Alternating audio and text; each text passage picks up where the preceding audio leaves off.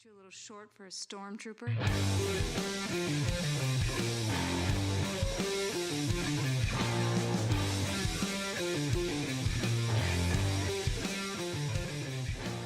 What's up, nerds? Welcome to another episode of the Multiverse Report. Tonight, we are recapping episode 3 of Star Wars Ahsoka, Time to Fly, from Jedi training to live-action Purrgil and everywhere in between. My name is Mike Gibson. With me, as always, Steve Haller. What's up, Steve?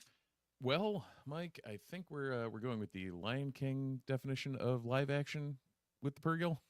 Because there were not actual whales harmed in the filming of this. It was CGI, but You mean it wasn't like they did in A New Hope, where they just stuck a bunch of shit onto elephants for the banthas? Yeah. They just didn't they didn't take real whales and glue a bunch of shit to them and then throw them through a cloud and film it. Nope, no whales were filmed in the harming of this. Yes, I said that backwards. Steve, I absolutely loved this episode of Star Wars Ahsoka. I loved it. Loved it. It's, for me, taking recency bias into account, sure, blah, blah, blah. I think it's my favorite non-Andor episode of a Star Wars thing. Okay. Ever? Okay. Ever? Are we talking? Yeah, we're talking. I mean, all the live action, or are we including all the stuff that came before this? I was just thinking Disney Plus original. Okay. Live action shows. Then, but now, as soon as I say that, I start thinking of well, I almost cried when I saw Luke Skywalker again, so maybe maybe I should take that. I was going to bring that up. That one definitely sticks in the craw. That one sticks out. That one sticks out. So okay, so recency bias, blah blah blah. This was an incredible episode of Star Wars. Right. I believe. I absolutely adored it, much like it seems you did. My question is, did you and I like it as much as we did because of the member berries? Was it all because of Rebels that we loved this because we've seen episode? Rebels? Yeah, I know. Yeah, possibly.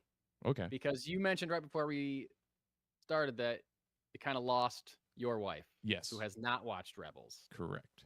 My wife has watched 20 to 25 episodes, key episodes of Rebels, handpicked and curated by yours truly. If you would like a list of those episodes, let me know, and you can get a crash course in Rebels straight from the Multiverse Report if you want. If you want to catch up on that before next week's episode of Ahsoka, right? I'm prepared to do that for you. But that was enough for her to be fully in on this. She loved it. Also, she thought it was great. I am very interested in the opinion of, no offense to your lovely wife, she's not really a big Star Wars fan in general. No, she's a Star Wars Stockholm Syndrome victim. Right. Because between me and that's a great way to put it. Between me and my son's newfound obsession, she's screwed. So right. Yeah. I'm really interested to hear the opinion of Star Wars fans who have not seen Rebels, the Star Wars fans, because we know they're out there that only watch the movies, and only watch the live action stuff, that don't do the animated shows, which I think is a mistake. But not everyone has the time. I get it. Yeah, not everybody has the time. Not everyone I get when people can't get behind animation. I personally don't agree with it. I know. I think it's a tragedy, but I guess on some level I understand it. But I think it's tragic. But yeah, it's so we've waxed poetic and talked about how much we enjoyed it. But what I guess,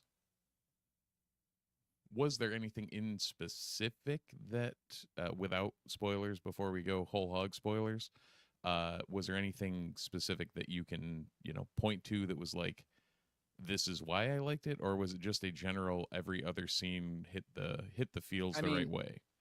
I think we should just be going whole hog spoilers here. I don't think. Oh, I'm cool with that. This is an instant reaction. If you're watching this, you should have just watched episode 3 of Ahsoka. If you haven't, we already spoiled it kind of with my intro to the show.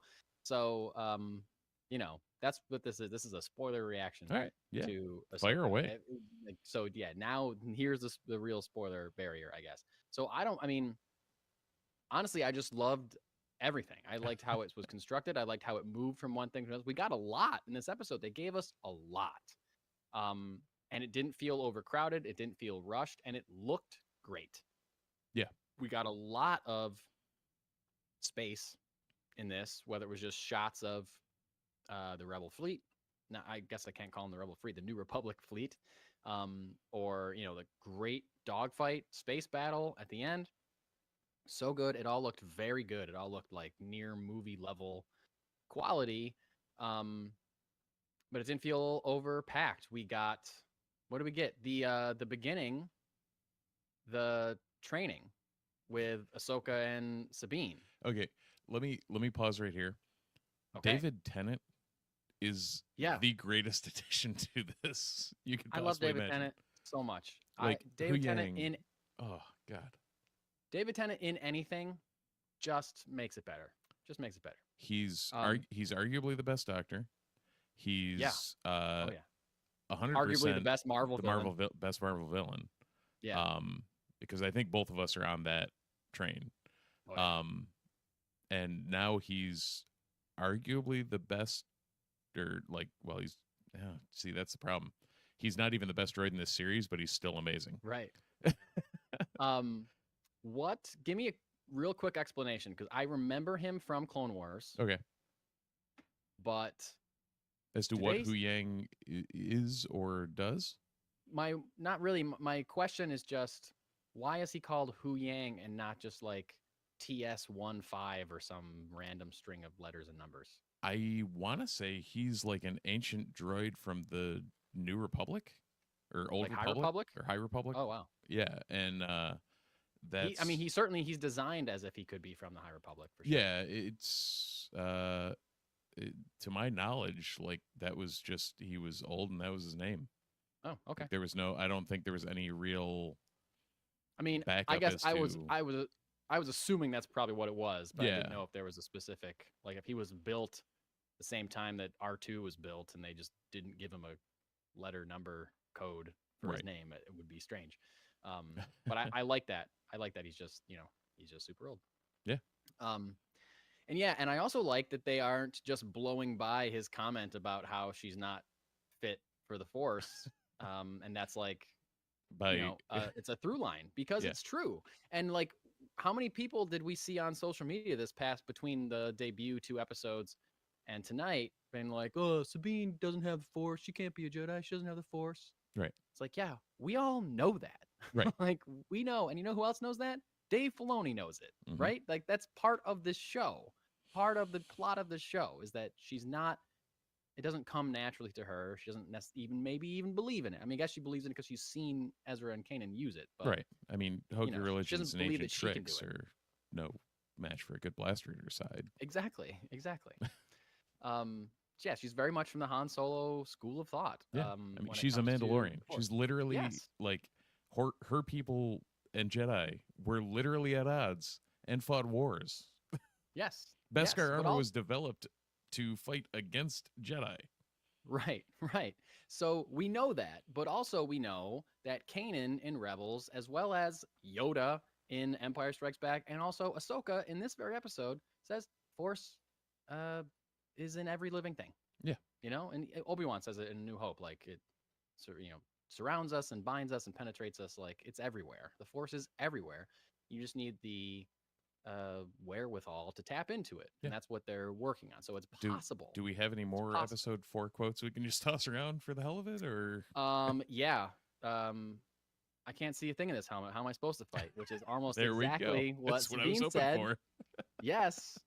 And I love that scene so much. Again, we talked about in our first reaction, we talked about the pacing of the first episode, how it was like slow-ish, but like not negatively slow, just slow in a, we're telling a story and this is the time it takes to show this characterization, and not what we're used to in a lot of live action Disney Plus shows. Looking at you, Marvel, where they're just like bam, bam, bam, no time for characterization. We got to get the thing. We got to get moving.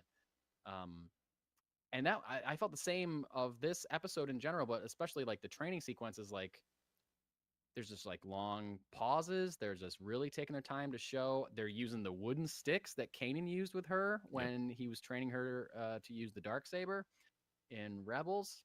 It was a great callback. And they give her a helmet that you can't see out of, and she says a line very similar to what Luke says in New Hope. That whole scene was great, showing like, all of a sudden she's over here and tapping her and like the frustration and stuff. Like, I thought that was just really great, and that they're like kind of,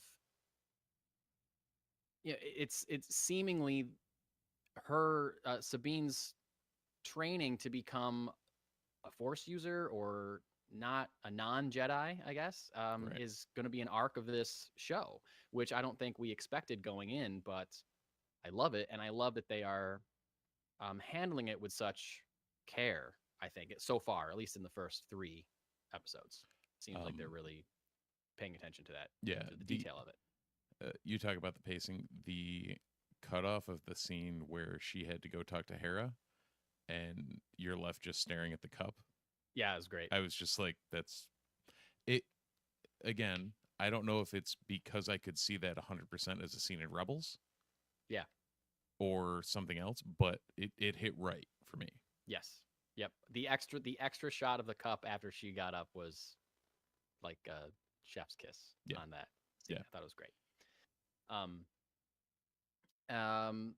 So speaking of Hera, we see Hera asking for permission from Chancellor Mon Mothma, Chancellor of the New Republic. I don't think I knew that. Has that been specified? That she becomes Chancellor of the New Republic? I believe in books it has. In the new canon novels. I mean, she was for years in the EU, but I mean, it makes sense. But yeah, I don't read the books or the comics, so I mean, I've read a couple comics, but not that specifies that. So I was like, whoa, Chancellor. I mean, makes perfect sense.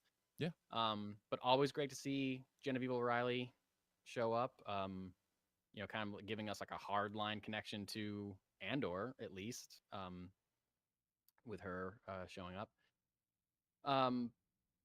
There's a little bit of familiarity between her and Hera because they have met and they know each other. Should know each other from what we know from Rebels.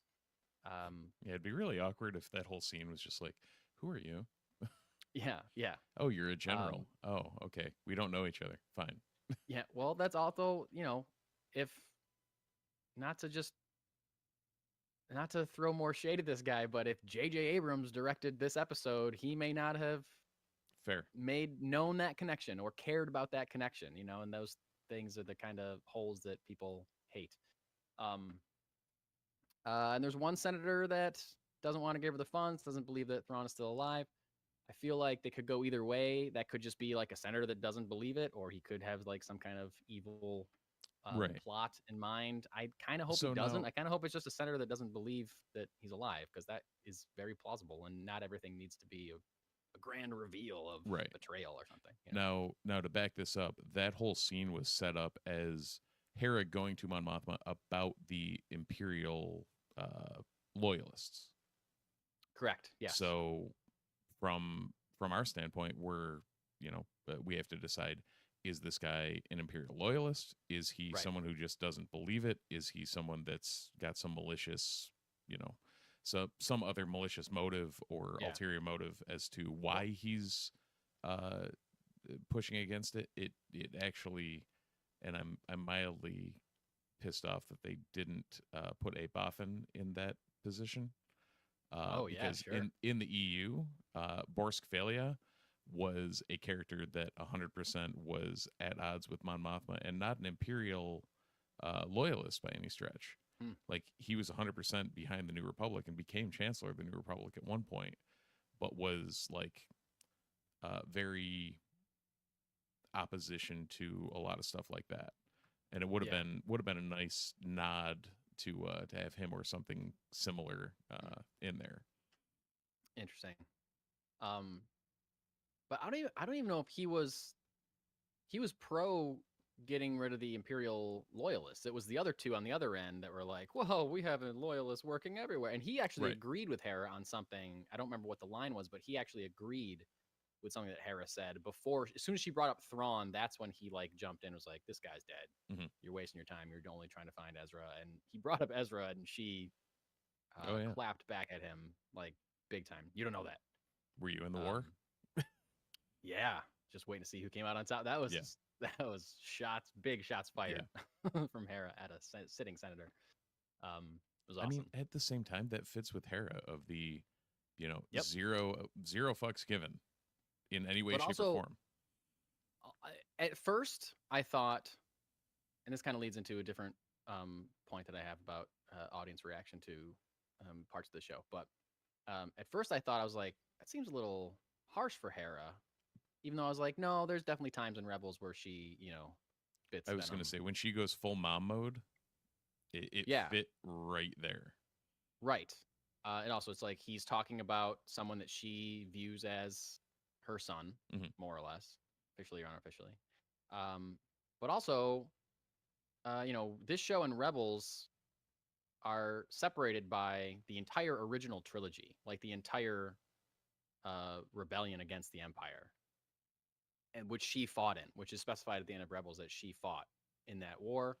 It should be. She's like aligned with the Rebels the entire series of Rebels. And then she fought in the Battle of Endor. So war changes people. So like who knows what she's seen, what she's done, within the original trilogy of films. So, she could be a lot harder. She could have lost that smooth edge that she sometimes had. So I didn't think it was completely out of character. And then right after that meeting, she leaves. We see Chopper and we meet Jason Syndulla. Yeah. I was very excited to see with his little green hair. He wants to be a Jedi. It's like his dad. Makes me think, does he know? How much does he know about his dad? I wonder. Yeah, I'm curious at this point, like how much Hera has, I guess, told him about his dad. But like, why wouldn't she? There's Right. like nothing to not. There's no reason to not tell him about. Yeah, I guess at this point in the timeline, you don't have to worry about, the fact that your dad was a Jedi. This is a tangent. Okay. But I saw. We never do that, Mike. I'm not, especially never do it when we're talking about Star Wars. Correct. I am not currently caught up on one of my favorite podcasts, Star Wars Minute. I'm like a week behind. But they tweeted this question that you may know the answer to, because I don't. And they don't. They've watched some of the animated shows. They watch live action stuff. They don't read all the books. And, they're similar to me, I guess, in what Star Wars they've seen. Was there ever an official, like, granting by the New Republic? Did they ever, like, cancel Order 66 and grant official amnesty to any surviving Jedi and say, you can come back and join the New Republic. You're safe now that the Empire's gone? Was that ever, like, an official decree?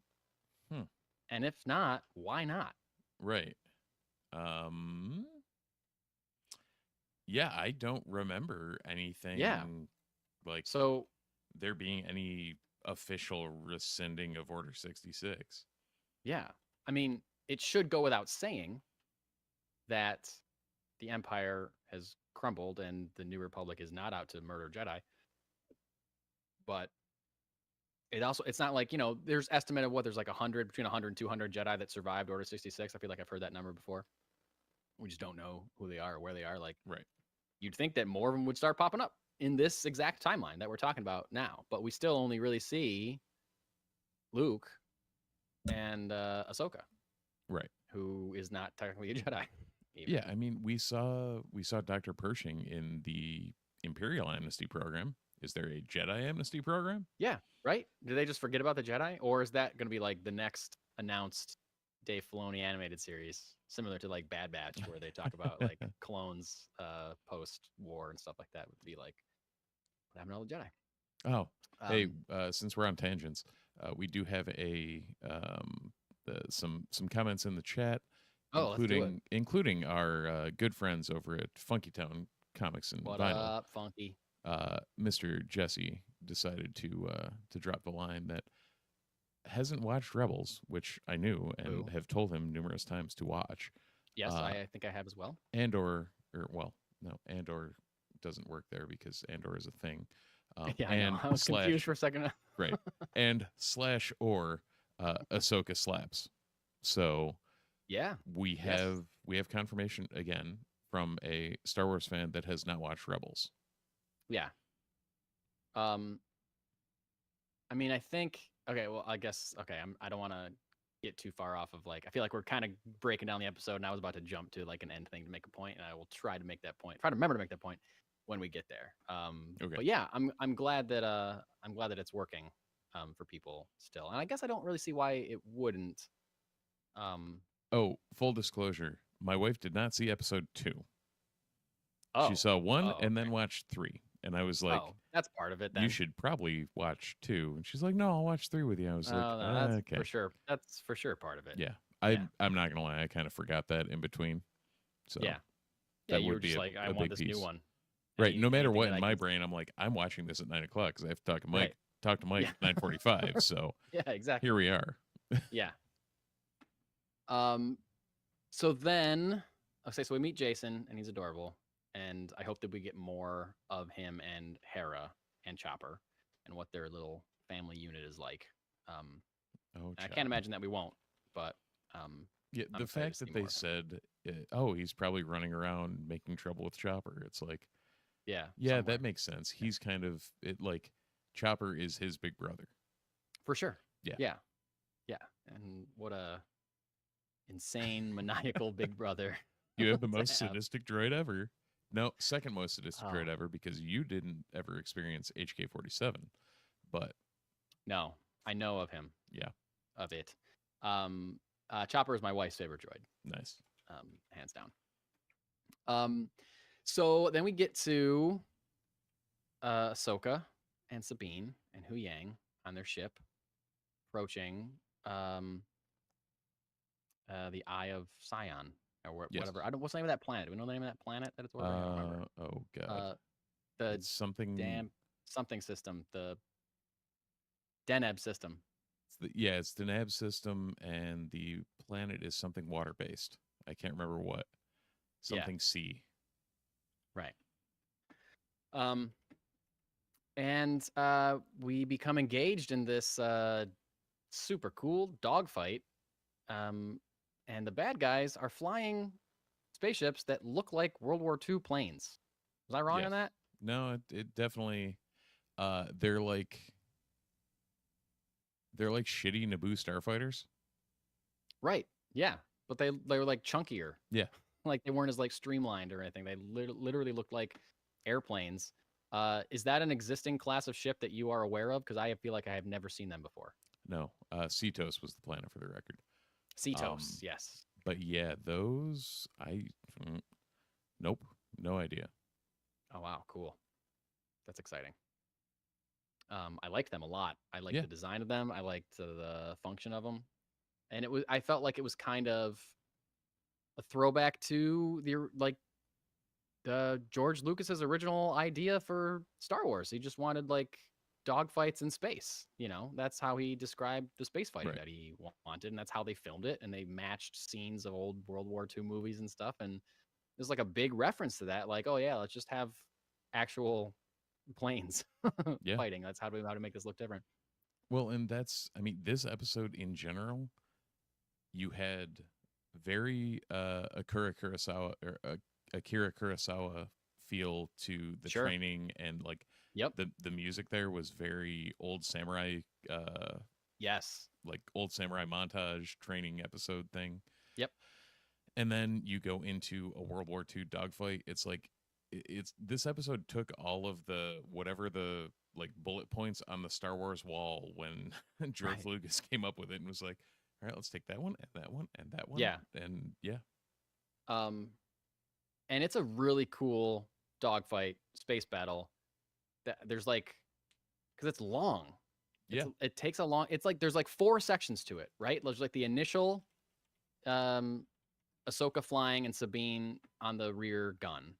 Yep. And I loved that. Like in time, you see Hu Yang is like, the way that you two are communicating, we're never gonna survive, or whatever his line is. And then Ahsoka like takes the beat and breathes and is like, Sabine, tell me what you need. Right. And it's like, oh, now we're gonna start working together, and that works, and that's great. Like I love that, like Ahsoka, and like you see it on her face, like he's right. I need to like we're both trying to lead this, and sometimes just Right. because she's my Padawan, it doesn't mean that I can't let her lead every once in a while. Like I need to like listen to her. So there's that section. Then there's the I'm going to go outside Right. section, which immediately I thought this is going to be divisive like Yes, amongst 100%. fans. I loved it, and I loved it because she put on a cool little spacesuit. Yes. So all I was sitting there, I was literally sitting there like, oh god, she's just gonna walk outside. Oh god, like all I in my brain, all I saw was Leia in episode 8, Yep. and I was I thought like, the same oh thing. shit, Yep. here we go again. And lo and behold, when she actually put on a suit, now my wife was like, oh, fancy, she just had a custom suit that included all her whatever the hell those are on her head. And in my infinite wisdom, I was like, her Leicu? Yeah. Her Leicu and Montreal's? Okay, cool. Yeah. But like, it's her ship. That's what why I would was she not? like, Why yeah. would she not have a spacesuit that fits her? Right. Of course she would. She's not But going to have the fact that she human put a suit spacesuits. on saved that scene for me. I was like, 100%. oh, it's not going to be good. Oh, okay, it's fine. Yeah, I was like, at least put a little thing over her face, like, or like and even that will be ridiculous. But like, Yes. it's like, oh, full suit, amazing, Right. perfect. So we get something I don't think we've ever seen before in live action. Somebody standing outside on a spaceship with lightsabers, fighting off, enemy ships, which I thought was cool as hell. And she does a little ray move where she like cuts the wing off of one of them with a flipping over. And like I'm watching this, I'm loving it, smiling ear to ear, and just thinking like, oh, so many fans are gonna hate this. There's so many people that are gonna hate this, and I just love the hell out of it. And I don't care about those people hating it. It's just there. There's just always somebody that's going to hate it. Yep. Yeah. So then we get into the third section, which is they're shot down. Wait, they're shot down before she goes out, right? She goes out because they're broken down. Because they're shot because they're broken down. So they get shot down. But then, so that's intercut with Sabine fixing it. And they're like drifting. This is because Morgan Elsbeth has fired the cannons from the actual hyperspace ring, which is cool. Right. And then, which for some reason, hold on, why do you install turbo lasers on a hyperspace ring? Because I don't know. It's bigger because it's bigger than any other hyperspace ring. It's big enough to be like its own space station thing. Like Fair. She's living inside that thing. All right. So why not put guns on it? And while it's sitting there, it's not like it doesn't have like a fleet protecting it. I mean, it's got these little like ships, but it's not like it's got Star Destroyers around it or anything. So I feel like it needs protection. All right, we'll give it to you. That's why. That's why, Steve. Okay. That's why. That's fine. And then you think it's going to be over, but no, they fix the ship and they start fighting in the clouds. And that's when we get live action motherfucking Purgils, space whales, star whales, they were referred to officially in the show as star whales. Well, space whales was already taken by Star Trek, so. Oh, is that true? I don't know if it was if they were actually referred to as that, but that was. Okay. They were colloquially known as space whales in Star Trek. Wow. The Look Voyage throwing Home, down some I believe. Trek. Wow. Oh. Where they save whales? Is that the Save the Whale one? Yeah. I've never seen that, but I assumed I've heard that was a movie where they save whales, but I didn't know they were saving space whales. I thought they were saving Earth whales. Space whales, man. Space whales. Oh, okay. Wow. Look at you dropping some Trek knowledge. Here we are. Here we are. We're not a 1-star podcast. We're a 5-star podcast. I just haven't found the other 4. I said hell yeah out loud, I think, when they shot up through the clouds. And I think I was go ahead. Yeah, my wife at that same point was like, are they just not going to talk about those? Well, that's the thing. Your wife not being fluent in Star Wars, I think, is what threw her. I think if you are used to Star Wars and you're bought in, Mhm. then even if you don't know the significance of these creatures because you haven't watched Rebels, Jesse, then you're still just like, oh, this is just weird Star Wars creatures because Yeah. we see those all the time in Star Wars things. So I think there's a lot like I think that works for just live action Star Wars fans. They're like, oh, this is a cool, weird thing that I've never seen before. But there's another level of meaning to it for the people that know the significance of those creatures, Right. Being Purgils. And that goes on pretty long. And there's cool shots where they're flying like in between two of them that are about to, touch each other, and they're like just gotta escape. So cool, so cool. And they looked great too. They didn't look like they were skimped on. They spent all the money on this show. They spent a good amount of VFX money on this show. Didn't look chintzy really to me at all. Well, I think the trick is they've done enough, like, you can see a lot of it's practical. Yeah. And that they're not overly relying on VFX. They're using it where they need to. Yeah. Yeah, I think that's true. So, and this episode, I remember in our first review, I thought the first two episodes, there were scenes that seemed very volume-y. Yeah. As in, I could tell they were being filmed in that circular screen room called the volume that they use for Mandalorian and stuff. And I didn't feel that way as much in this episode because a lot of the scenes were like on ships that looked like physically built sets. I'm sure they were like enhanced green screen backgrounds and things like that. But like even in the cockpit of the ship and stuff, like you don't see much outside the window, some of those angles. So those are all practical sets. It looks great. Loved it. Did I refer you to the interview that the Thank the Maker podcast did with the guy who worked in the volume? You did, but I have not listened to it. I meant to. It's well worth. I mean, Thank the Maker in general, Star Wars podcast. It's well worth a listen. Strangely enough, it's members of Yellowcard, Story of the Year, and various other pop punk bands. Cool. But they ended up doing a interview with one of the guys who works in the volume and like understands what they're doing and whatnot. It's an amazing hour of audio. Awesome. Yeah. I'll have to thank you for reminding me of that. I'll have to put that on my queue to listen to. So when they hide out, I love the gag about Hu Yang scanning his scan is complete right as he explodes. Yeah. Or, shorts out or whatever, and then comes back out going scan complete. Like it was really great. And having the information that they need to know about what the hyperspace ring is. And they just kind of hide out in the forest for a little bit and talk about what they should do while they're avoiding detection. And then we see Bail, first shot of Balin. Balin. Yeah, I was going to say, it's not Bail. Bail, that's Bail Organa I'm thinking of. Yeah.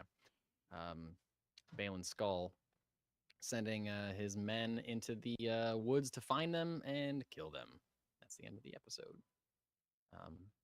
Which, call me crazy, but did those guys look very Knights of Rennie? They looked a little Knights of Rennie. It was like they have those. There's another character that I thought they looked like. That I'm trying to think of where I saw them. I think it's like a background alien character that has the same kind of like Cyclopsy visor and with a hat that kind of looks like a fez and a weird mechanical mouth thing. I think it's like a prequel, or it's like or it's something that was like a reshot edited into like the late 90s reissues of like that's like as a background character in like Jabba's palace or something that they reminded me of, but I don't know the name of the species, and I'd have to watch the entire movie to be like. I was going to say you're not thinking of the Kubaz that dude, called you in. Say the name. You can say the name. I'm not going to know who it is. No, but I was going to say the Kubaz that called in Luke and Obi-Wan as being in the cantina.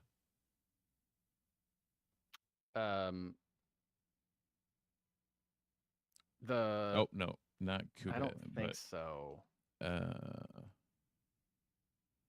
remember like a reaction shot, like a something like that, like an alien noise and like a turning of a head. So I don't know. I guess I'll just have to watch all 11 Star Wars movies and Oh see. shucks.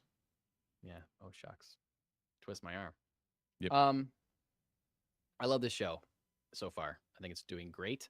I wanted to address speaking of my point about Hera earlier, how we don't know how like the war has changed her because war changes people. Mhm. I feel like I've seen a lot of people saying that like they don't think Rosario Dawson is playing Ahsoka right, and that she's playing her too like solemnly or too like That less fun or that something. Snips isn't snippy enough. Yeah, Snips isn't snippy enough, but I think those people are thinking of early Clone Wars episodes and not thinking of her as a person who has witnessed a ton of terrible stuff Right. and fought in multiple wars. And she's, again, we don't know where Ahsoka is during, at least I don't, unless it's in a comic or a book somewhere. I don't know what Ahsoka does during the original trilogy. Right. But part of her probably wishes she could save Anakin and then learns that she wasn't able to, and she wasn't able to even be with him in his final moments or anything like that. So I think Ahsoka's hardened up quite a bit. And she's not, we talked about last week, like in Rebels, she's not as quippy and fun and No. bouncy. She's looked at as more of like, Well, even a wise kind of like experienced Force user, and she's not cracking jokes and making snide comments because she doesn't necessarily have that relationship with the Rebels crew like she did have with somebody like Anakin Skywalker or Obi-Wan. So even I season think, 7 of Clone Wars, like yeah, by after she leaves the Order, like you can feel there's a yes, shift. for sure, 100%. And couple that with now that she's, she is a master, she is training somebody. And even in the beginning of the series, we learn that she was training with her, and there's a little bit of antagonism there because of their history. So yeah, she's not going to be like super warm and open arms necessarily because of their past relationships, her relationship with the Rebels crew in general, based on her other relationships, and all the shit that she's gone through in her life. Like, people change. Like, I feel like these are the same people that don't understand how Luke Skywalker could possibly be where he is by the time we get to see him at the end of Force Awakens or in Last Jedi. But like, I don't know, like, yes, he was once young and hopeful. People change, things happen to them, and things go wrong, and they get hardened, and they see stuff that changes them, and they do stuff that changes them, and they need to walk away from things, and they become different people. Like, Ahsoka is a character who's been around a long time, like in canon. She's old. She's been through, like I said, she's been through 2 wars. The So crotchety old man is a trope for a reason. yes, yeah, exactly. So I don't know. I think she's doing great. And like we talked in last week's reaction as well. Like when she's talking to Hera or talking to Hu Yang about her problems with Sabine, like we are seeing that kind of like impatience that she had in Clone Wars. Yeah. And her like not arrogance, but like I guess impatience is kind of a better, like, a little snark there. I mean, you saw it in this episode when the dogfight started. Yeah. When they were just kind of going at it. And yeah, they weren't working together. Yeah. Not on the same side. And then Stubbornness is the go. other word I was looking for. Yes. And yeah, I mean, that was something that really it kind of drove home where Ahsoka was, and also that she was willing to shift her point of view when she realized that the two of them were completely at odds. Yes. 100%. So that was sorry. Anything else from this episode that you wanted to bring up or touch on? I'm trying to think. I mean, the whole episode in general just struck me as well shot, well composed. Yes. It didn't feel at any point, it didn't feel like the volume. At any point, it didn't feel like something was like that anything was forced. Which was kind of weird. After we've seen what we've seen from modern Disney properties. Some modern Star Wars stuff. Yeah. Yep. So It was Rise of just Skywalker. it was a breath of fresh air. Yeah. I agree. I'm probably with you on live action. It might have been the best thing I've seen I mean, it's outside up of there. that's not named Andor. Yeah. And It's I feel it's right probably there. better than a couple Andor episodes. Not every episode. Oh, Like 100%. the, you know. But you know, Um, tip to tail, Andor was head and shoulders above everything. yeah, I agree. Similar And it's to like Andor is also a different kind of Star Wars. right. You know what I mean? Like this is like full. We are in it. There's space whales and lightsabers and all that Right. kind of Whereas crazy Star shit is Wars happening. is This is Star Wars gets. Star Wars. Yeah. Yes. Um, Where Andor is Star Wars, but it's just got a different feel to it. Right. So but this is, you know, like we talked about, season 2 of Mandalorian last episode kind of feels of like, okay, this just feels like Star Wars.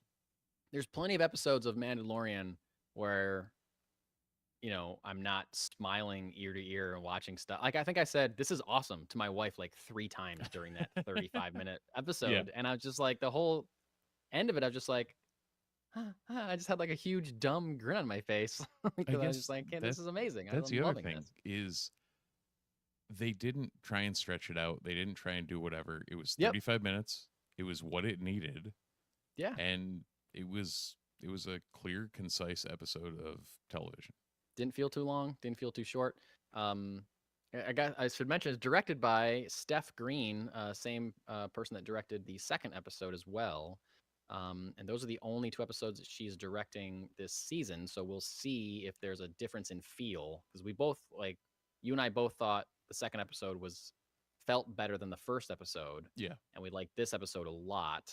Dave Filoni directed the first episode, and he's also directing episode 5, which makes me think that something big is happening in episode 5. I feel like when he steps in when it's like something that is close to his heart. Yep. So we'll see. Maybe that's like the reveal of Thrawn or Ezra or something that we'll finally get. Yeah, I mean, at some point we know within this 8-episode arc that Thrawn will be seen. We were going to see Thrawn. Yeah. Like he stepped in to direct that the episode of Mandalorian, which was the first live action appearance of Ahsoka, was directed by Dave Filoni. Like he was like, gooch over Favreau or, you know, Tommy Yua or whoever is directing. Yep.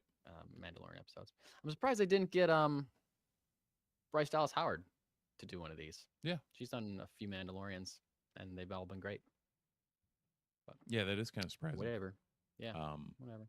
Yeah, I didn't realize Steph Green had hit you know, I knew she was involved in Watchmen and Book of Boba Fett, but I did not realize she directed an episode of Luke Cage as well. Oh yeah, look at that. So I didn't know that either. Yep. Yeah. Way to Bates go, Motel. her. Yeah, there's a lot of things she's done. So big fan of hers, and big fan of this show. Gotta say, I don't know that I have anything else to say other than I wish that I could watch episode 4 tomorrow. Well, we're gonna have to wait Really a good. week. Yep, gonna have to wait a week. If everything goes according to plan, we still should be able to do a reaction like this next week. I think I'm available. I don't think I got anything going on next Tuesday. Yeah. Check my calendar. Let you know. If we don't do it Tuesday, maybe we can do it Wednesday.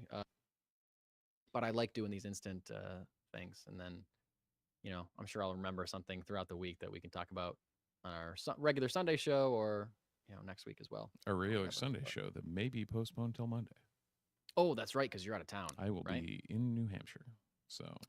All right. Well, maybe we'll do Monday and then Ahsoka on Tuesday also, like a back-to-back double day. Back-to-back, guys. Back. We'll have to see. To back. And hey, you know, more time in between multiverse episodes just gives you all more time to watch Rebels. Just start watching it. Or hey, like I said, if you want a crash course, you let me know. I'll give you a list of 20-ish episodes. Get you all up to speed on what we're talking about and what's going on in Ahsoka. Appreciate it on a whole different level. You know the really sad thing? What? Part of me, I just finished rewatching Rebels, and part of me is like, maybe I should watch that crash course just because Rebels is that good. It's that good. Yeah, no, I did a full rewatch by myself, and then like during that rewatch is how I was able to pick out the important episodes that I thought my wife should watch. So then I went to rewatch those with her So I got a double shot of Rebels in the last couple months. Very nice. And I watched. Part of the list for her was all of season 4. So I ended up Just watching watch all of season season four, it's 4 twice. Yeah. Yeah. Yeah, Yeah. that canon episode, man. Sorry. Every canon episode. Yeah. Every canon episode. All right, that is all I got for I believe for Ahsoka episode 3. Yeah. Big fan. No, I think that about wraps it up. Yeah, I didn't notice any major. It'll come to me after some random Easter egg that we didn't talk about Yeah. or whatever. But Yeah. this is the blessing and curse of an instant reaction. So Yes. with that, I would say if you want to find out about any of those, feel free to follow us on socials, the Multiverse Report at most of wherever the hell you actually want to talk to us at. The Multiverse Report at gmail.com, the multiverseport.com if you want to check out a good old fashioned website. And, I guess that's where you can find us. Yeah, that's where you can find us, and follow us on Instagram, all that good stuff. Pretty active on there. You know what? What? People should probably like and subscribe and, Yes. leave us a review on YouTube or your podcatcher of choice, ideally Apple Music. Really helps, trick the computer into telling other people that we exist. So, Yeah, even if you listen to us on Spotify, we'd love it if you could hop over to Apple and give us a review on there. That would be great. And if you're watching us on YouTube, check us out on podcast. If you're listening to us on podcast, you can watch our lovely faces say these words if you would like. So, they're both there. Switch it up every once in a while. And I think that's all we got. So until next time, thanks for watching. Thanks for listening. And we'll see you in the multiverse.